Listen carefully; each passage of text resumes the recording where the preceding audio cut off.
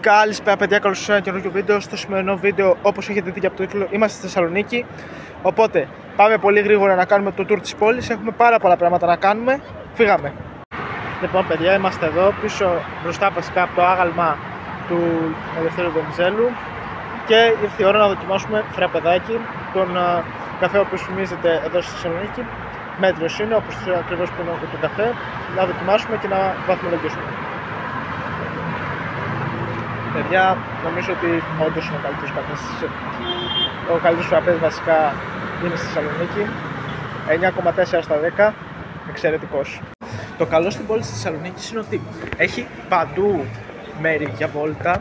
Μπορείς να πας οπουδήποτε και απλά να περπατήσεις ή να κάνεις ποδήλατο ή οτιδήποτε. Μπορείς επίσης σε άπειρα μαγαζιά, όπως θα δείτε τώρα, να πας και να κάτσεις. Έχει, όπως βλέπετε, και απέναντι και πιο κάτω πολλές επιλογές.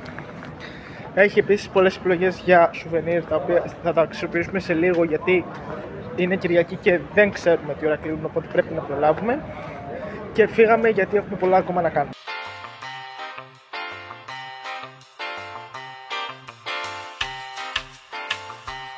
Εδώ είμαστε παιδιά, έξω από τον Λευκό Πύργο. Μπορώ να πω ότι αυτό είναι ένα μέρος το οποίο έχει πραγματικά πάρα πολύ κόσμο. Δηλαδή βλέπετε πίσω μου τι γίνεται και μπορείτε να δείτε και μπροστά, όπου έχει υπερβολικά πολύ κόσμο. Και ένα αεροπλάνο που πετάει, δεν ξέρω αν φαίνεται. Είναι πάρα πολύ ωραία. Εδώ πέρα έχει και λιμάνι, έχει πάρα πολύ ωραία θάλασσα. Προχωράμε λίγο παρακάτω και συνεχίζουμε το tour στη Θεσσαλονίκη. Πήγαμε.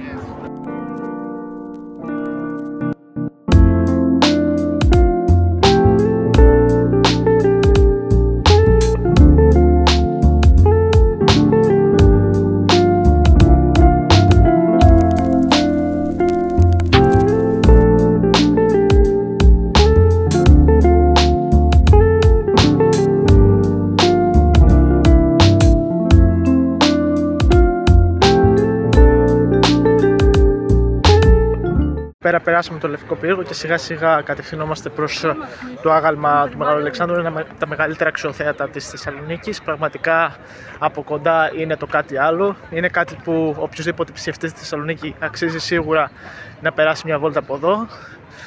Και συνεχίζουμε για το επόμενο πράγμα που θα κάνουμε σήμερα, το οποίο δεν είναι άλλο από το να πάμε για φαΐ. Λοιπόν παιδιά, ήρθαμε για φαΐ, κάτσαμε στο Μόγιο. Όπως βλέπετε αυτή τη στιγμή μας έχουν ήδη στο τραπέζι τον κατάλογο μας, οπότε πάμε κατευθείαν να δούμε τι θα φάμε. Δεν θα φάμε πάρα πολύ τώρα, έτσι ώστε να φάμε καλύτερα το βράδυ. Όπως βλέπετε έχουμε αρκετές επιλογές. Τώρα θα φάμε κάτι ίσα να μας κρατήσει μέχρι και πριν τον αγώνα. Έχουμε ακόμα 4 ώρες μέχρι τον αγώνα, οπότε λογικά θα καταλήξουμε σε καμιά τορτίλια κοτόπουλο, έτσι ώστε να μην επιβαρυνθούμε πάρα πολύ θερμιδικά μέχρι εκείνη την ώρα. Και μάλλον εκεί θα καταλήξουμε. Είδατε τις τιμές, είναι σχετικά ok. Είμαστε βέβαια στο κέντρο της Θεσσαλονίκης, οπότε είναι λογικό να είναι σε κάποια πράγματα λίγο τσιπημένες. Παρ' όλα αυτά δεν μας ενδιαφέρει τόσο αυτό. Μας ενδιαφέρει ότι πάμε να δοκιμάσουμε πώς μαγειρεύεται εδώ στη Θεσσαλονίκη και φύγαμε. Όπως μπορείτε να δείτε παιδιά, έχει έρθει το φαγητό. Πραγματικά σε εικόνα, εντάξει, φαίνεται τίμιο. Ο χρόνος που έκανε για να έρθει στο πάνω μέρος της οθόνης, πάμε να δοκιμάσουμε και να βαθμολογήσουμε.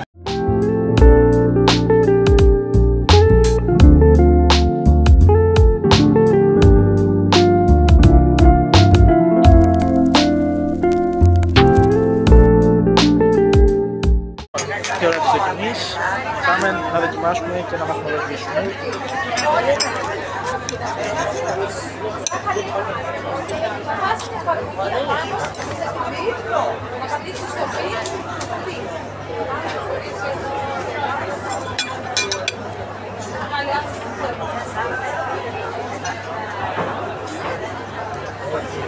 Πολύ καλή, παρόλα αυτά έχω να πω ότι βάλανε λίγο παραπάνω γιαούρτι, οπότε επισκιάζει όλα τα υπόλοιπα. Οπότε από αυτό και μόνο χάνει λίγη βαθμολογία, αλλά είναι σχετικά τίμια. Οπότε θα πάρει ένα τίμιο 7,5 στα 10. Τέλος από το μαγαζί λοιπόν παιδιά, είπαμε 50 βαθμολογία. Η κριτική που γράψαμε είναι αυτή εδώ πέρα. Έχουμε κάποια πράγματα να κάνουμε ακόμα και μετά φύγαμε για γήπεδο. Αυτή έχουμε έρθει στην άλλη πλευρά από το Λευκό Πύργο, δηλαδή είμαστε στο λιμάνι της Θεσσαλονίκης, αν δεν κάνω λάθος. Όπως βλέπετε εδώ πέρα έχει ένα πεζόδρομο στον οποίο μπορείς άνετα να κάνεις ποδήλατο, να κάνεις βόλτα, οτιδήποτε, όπως και στην άλλη πλευρά. Γενικά η πόλη είναι πάρα πολύ προσβάσιμη ως προς αυτό το κομμάτι και το σημαντικότερο από όλα, έχει πάρα πολλά μαγαζιά εδώ δίπλα, όπως βλέπετε, που μπορείς να κάτσεις για καφέ ή οτιδήποτε. Και κάτι ακόμα που σίγουρα αξίζει να το δούμε είναι η θέα, την οποία θα τη δείτε τώρα. Να δείτε από αυτήν εδώ την πλευρά βλέπουμε πραγματικά όλη τη Θεσσαλονίκη και το λιμάνι μέσα. Η θέα είναι πραγματικά εξωπραγματική. Είναι ένα σημείο που, όπως είπα και πριν, κάποιος που θα έρθει στη Θεσσαλονίκη αξίζει σίγουρα να επισκεφτεί. Δεν έχουν μείνει πολλά πράγματα. 1-2 μέρες έχουν μείνει και φύγαμε για γήπεδο. Θα έχει πολύ ενδιαφέρον να δούμε, αλλά δυστυχώς δεν θα τα καταφέρουμε σήμερα, είναι να ρίξουμε μια ματιά στο νεοσύστατο μετρό της Θεσσαλονίκης, που πάνω από 20 χρόνια παλευόταν για να φτιαχτεί. Παρ' όλα αυτά, ανακοινώθηκε πρόσφατα ότι θα είναι για τον επόμενο ένα μήνα κλειστό, πράγμα που σημαίνει ότι σήμερα δεν θα καταφέρουμε να του ρίξουμε μια ματιά. Δεν πειράζει, την επόμενη φορά συνεχίζουμε στα επόμενα. Βλέπετε, παιδιά, ήρθαμε στο γήπεδο. Είμαστε ακριβώς έξω από το γήπεδο. Είναι εδώ ακριβώς δίπλα η boutique του ΠΑΟΚ. Έχει μαζευτεί ήδη αρκετός κόσμος γιατί το παιχνίδι ξεκινάει σε λιγότερο από μια ώρα. Και πάμε να μπούμε μέσα και να δούμε τι θα δούμε.